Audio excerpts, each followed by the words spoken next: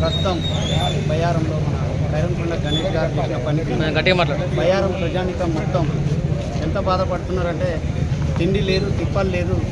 పొద్దున్న లేస్తే వచ్చి ఈ సెంటర్లోనే కూర్చుంటున్నారు. కొంతమంది అమ్మలక్కలు అయితే అసలు నిద్ర కూడా పోవట్లేదు.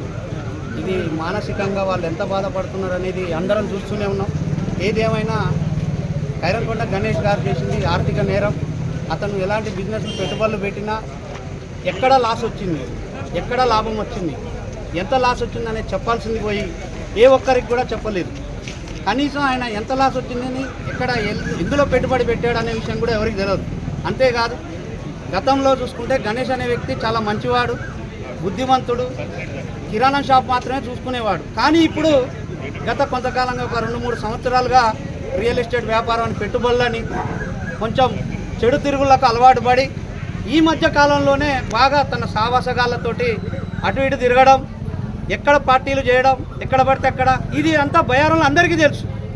తెలిసినా కూడా ఎవరైనా వ్యక్తిగత జీవితాన్ని ఎవరు పట్టించుకోరు. కానీ ప్రతి ఒక్కరి దగ్గర లక్షల్లో, దాదాపు కోట్ల రూపాయలు ఈరోజు బయ్యారం మండలాన్ని సర్వనాశనం చేసిండు గణేష్ అనే వ్యక్తి. ఖచ్చితంగా ప్రతి ఒక్కరి డబ్బులు ప్రభుత్వం ఇప్పించాలి, పోలీసు వారు కూడా కలగజేసుకోవాలి. సివిల్ కేసు అని దీన్ని పక్కకు పెట్టొద్దు. ఎందుకంటే ఇది మనోభావాలు దెబ్బతింటానే. రేపు ఎవరికి ఏదన్నా అయితే అప్పుడు పోలీసు వారు ఇన్వాల్వ్ అవుతారు కదా. అందుకనే ఇలాంటి ఏం జరగకముందుకే డిపార్ట్మెంట్ కూడా ముందుకు వచ్చి ఆ గణేష్ అనే అతన్ని పట్టుకొని వీరి డబ్బులు ఎవరి ఎంత తీసుకున్నారో వాళ్ళు ఇవ్వాలి. కూలీ నాలి చేసుకునే అమ్మలక్కలు కూడా 30,000, 40,000, 50,000 ఇచ్చిర్రు. వాళ్ళ పిల్లల పుస్తలు తాకట్టు పెట్టి ఇచ్చిర్రు, బిడ్డల పెళ్ళిళ్ళకు దాచుకునే ఇచ్చిర్రు, పిల్లగాళ్ళ చదువులకు ఇచ్చిర్రు. ఆ డబ్బులన్నీ ఎట్టి పరిస్థితుల్లో ఇప్పించాల్సిన బాధ్యత ప్రభుత్వానికి ఉంది.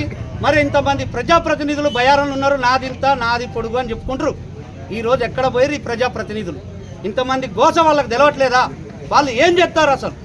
మనం ఇప్పుడు ఇదంతా దీన్ని మీరందరూ కూడా, ప్రజలు మీరంతా కూడా మాట్లాడాలి. ఎందుకంటే ప్రజాప్రతినిధులు తలుచుకుంటే జరగని ఏం లేదు. ఒక ఎమ్మెల్యే ఇన్వాల్వ్ అవుతారు, ఒక ఎంపీ ఇన్వాల్వ్ అవుతారు. పట్టుకోవడం పెద్ద కష్టం కాదు. ఈ రోజులల్లా ఫోన్ వాడకుండా ఒకరి నుంచి ఒకరికి సమాచారం అందకుండా ఉండదు.